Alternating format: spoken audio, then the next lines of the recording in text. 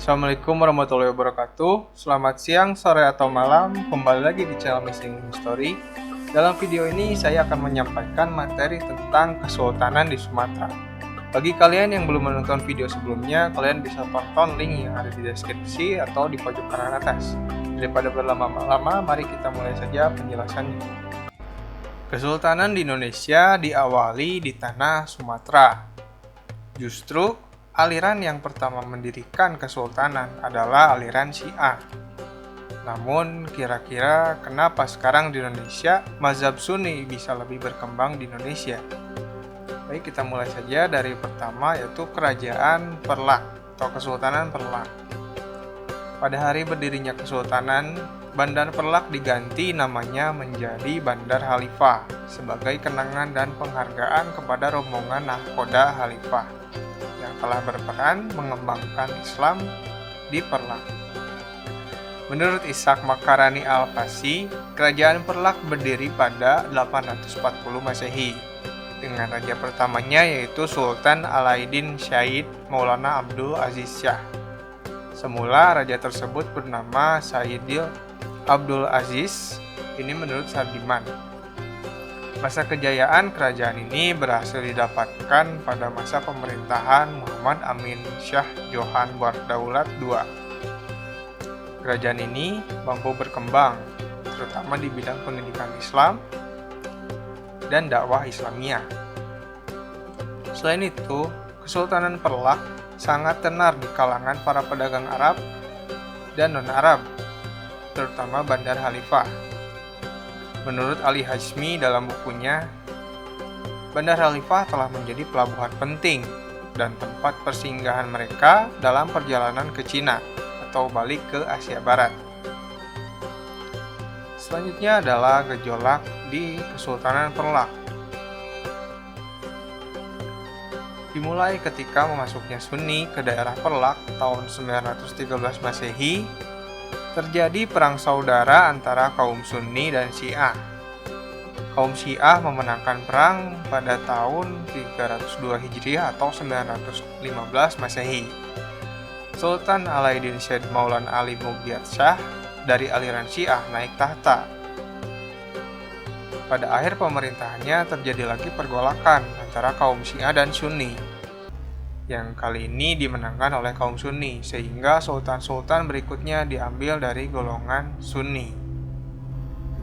Pada tahun 956 Masehi, setelah meninggalnya Sultan ke-7, Sultan Mahdum Alauddin Abdul Malik Shah Johan Bardaulat, terjadi lagi pergolakan selama kurang lebih 4 tahun antara Syiah dan Sunni yang diakhiri dengan perdamaian dan pembagian kerajaan menjadi 2 bagian.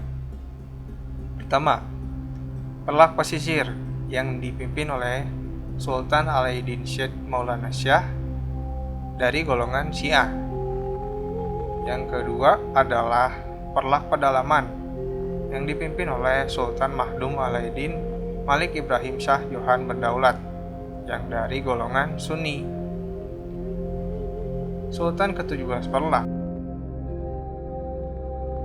Sultan Mahdum Alauddin Malik Muhammad Amin Shah II Johan Bardaulat, pemerintah dari 1230 sampai 1267, menjalankan politik persahabatan dengan menikahkan 2 orang putrinya dengan penguasa negeri tetangga Perlak, yaitu yang pertama Putri Ratna Kamala yang dikawinkan dengan Raja Kerajaan Malaka, yaitu Sultan Muhammad Shah. Yang kedua adalah Putri Ganggang yang dikawinkan dengan Raja Kerajaan Samudra Pasai, Al-Malik Al-Saleh. Sultan terakhir Perlak adalah Sultan ke-18 atau Sultan Mahdum Alauddin Malik Abdul Aziz Johan Bardaulat. Setelah ia meninggal, Perlak disatukan Kerajaan Samudra Pasai di bawah pemerintahan Sultan Samudra Pasai, Sultan Muhammad Malik Al-Zahir, putra dari Al-Malik Al-Saleh. Samudra Pasai. Samudra Pasai di timur Laut Sumatera terletak di antara 2 sungai besar, yaitu Pesangan dan Pasai. Di selatan, ia memanjang hingga Sungai Jambu Aye di perbatasan Perlak. dan di utara hingga Semerlangga. Ini menurut Hill tahun 1960. Samudra Pasai terletak di pinggir Laut Lok Sumawe dan karenanya dekat dengan Selat Malaka. Selat Malaka digunakan bagi perdagangan internasional melalui laut yang menghubungkan Laut Merah dan Cina. Pertumbuhan pelabuhan-pelabuhan besar Selat Malaka dan Samudra Hindia telah membuat laut menjadi jalur terpenting untuk aktivitas ekonomi di Nusantara. Selat Malaka berubah menjadi jalur sutra yang menghubungkan pedagang dari barat yang datang dari Persia, Arab, India, menuju ke Cina.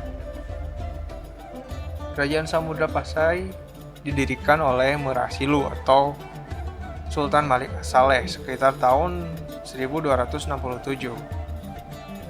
Kesultanan ini mendapat masa kejayaan pada Sultan Malik Az-Zahir II yang bertahta hingga 1349 Masehi. Samudra Pasai berdagang lada sebagai komoditas utamanya dan berperan sebagai bandar dagang besar saat itu. Bahkan kerajaan Islam ini mengeluarkan bentuk alat tukar berupa koin emas atau dirham dengan komposisi emas murni 70%. Selain jaya karena perdagangan, kerajaan maritim ini juga menjadi pusat penyebaran agama Islam karena letaknya yang strategis dan mudah dikunjungi oleh orang-orang dari berbagai tempat.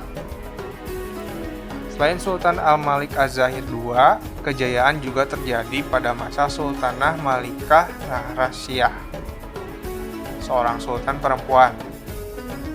Dalam buku Wali Songo dan Perkembangan Islam di Nusantara, karya Abdul Halim Basyah, disebutkan bahwa Sultan Rasyah berperan besar dalam memajukan Pasai, termasuk menjadikan sebagai pusat perkembangan agama Islam yang besar dan kuat.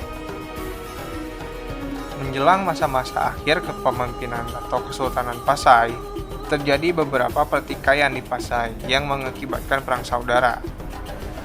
Dalam Sulalatus Salatin, karya dari Rahim, Sultan Pasai meminta bantuan kepada Sultan Malaka untuk meredam pemberontakan tersebut. Namun, Kesultanan Pasai ini akhirnya runtuh setelah ditaklukkan oleh Portugal di tahun 1521 yang sebelumnya menaklukkan dari Malaka tahun 1511 dan kemudian tahun 1524 wilayah Pasai sudah menjadi bagian dari Kesultanan Aceh.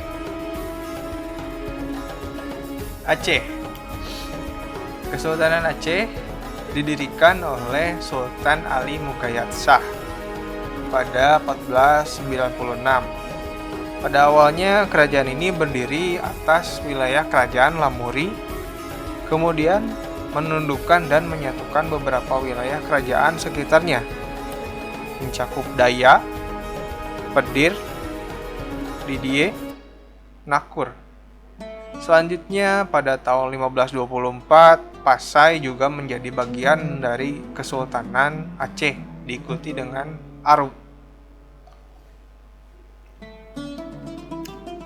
Pada masa kepemimpinan Sultan Iskandar Muda atau Sultan Mekuta Alam, pada masa kepemimpinannya Aceh menaklukkan Pahang yang merupakan sumber timah utama.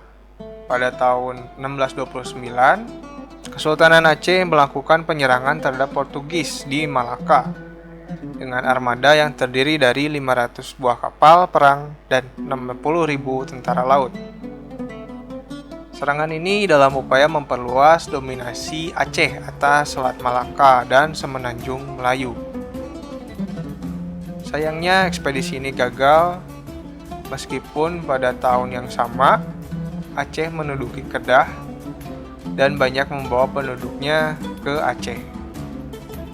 Kemunduran Kesultanan Aceh disebabkan oleh beberapa faktor, di antaranya ialah makin menguatnya kekuasaan Belanda di Pulau Sumatera dan Selat Malaka, ditandai dengan jatuhnya wilayah Minangkabau, Siak, Tiku, Tapanuli, Mandailing, Deli, dan Barus. serta Bengkulu ke dalam pangkuan penjajahan Belanda. Faktor penting lainnya ialah adanya perebutan kekuasaan di antara pewaris tahta kesultanan. Perang saudara dalam hal perebutan kekuasaan turut berperan besar dalam lemahnya Kesultanan Aceh.